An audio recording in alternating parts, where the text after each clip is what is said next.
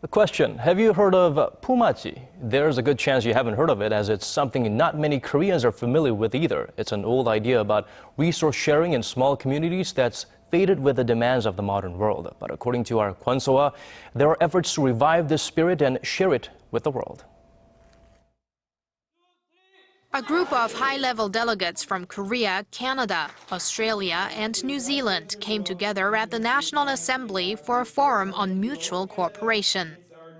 In Korea, the concept is known as pumassi, and is what's behind Koreans' traditional way of life.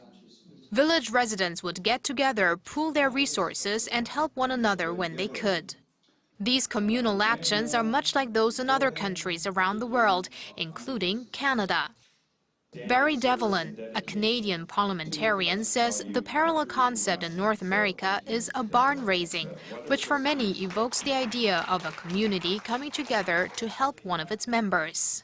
100 years ago or more in Canada and the United States, in farm communities, when one family needed a new barn, a building for the animals, the whole town would come together to help. H2O, the organizer of Thursday's event, has a special connection with Canada.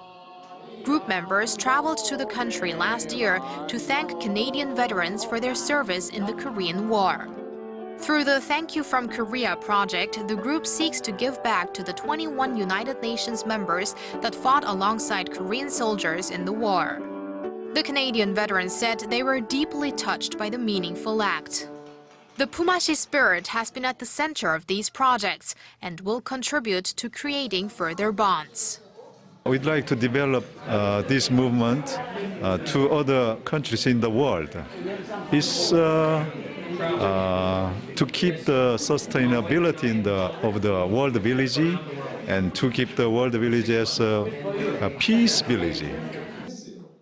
Thursday's event was the first global pumassi forum, and more are planned, with organizers hoping to revive the valuable but vanishing spirit of pumassi and share it with the world. Kwon Soa, Arirang News.